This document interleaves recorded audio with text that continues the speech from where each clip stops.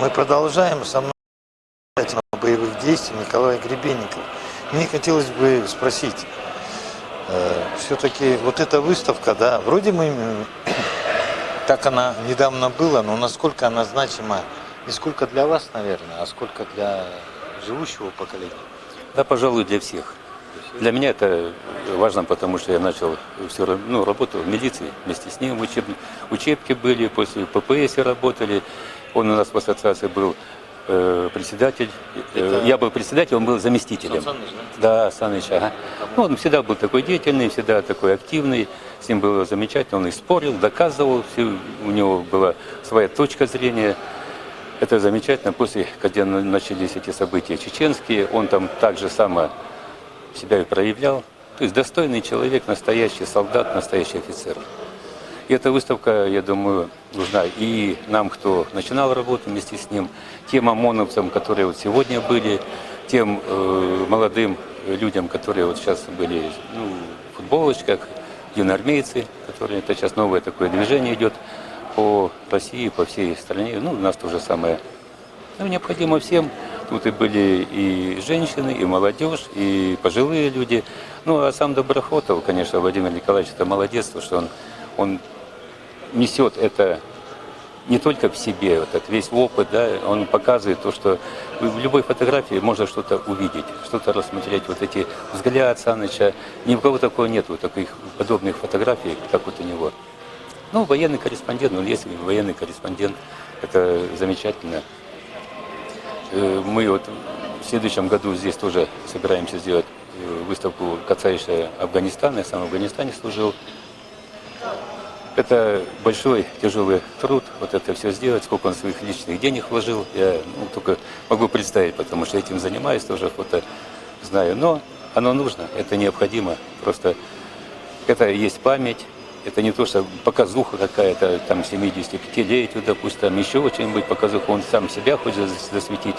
Нет, это показ то, что у нас были, есть и будут герои, самые настоящие защитники Отечества.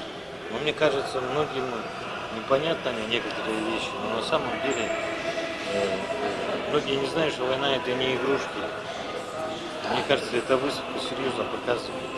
А все думают, что это война-игрушка до первого погибшего, который у тебя на глазах погибает. Всем это кажется весело, это интересно, немножко тяжело. Война это может быть 1 минута и все. За 2 года, за 10 лет. Несколько секунд, вот и вся война.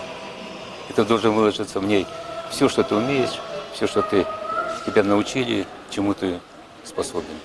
Еще каждодневный труд, потому что без этого нельзя. Самое тяжелое на войне это бытовуха.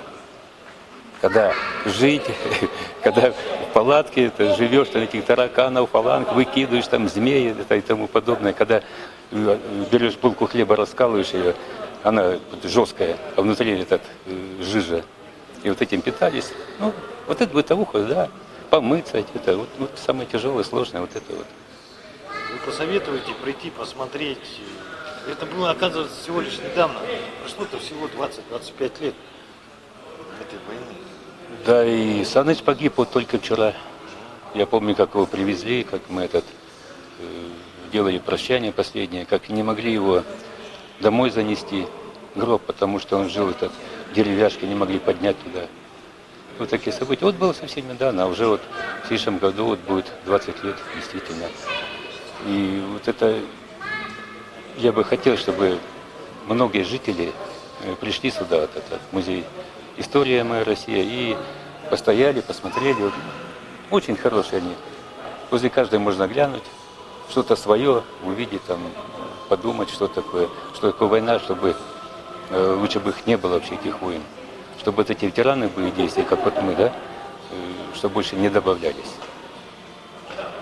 Хорошо бы на нас бы это все остановилось бы. И остальное только лишь фотографии вот эти, остальные гражданские. Спасибо вам. Я прошу оператора немного показать. Приходите сюда на выставку, она будет до вторника. Посмотрите.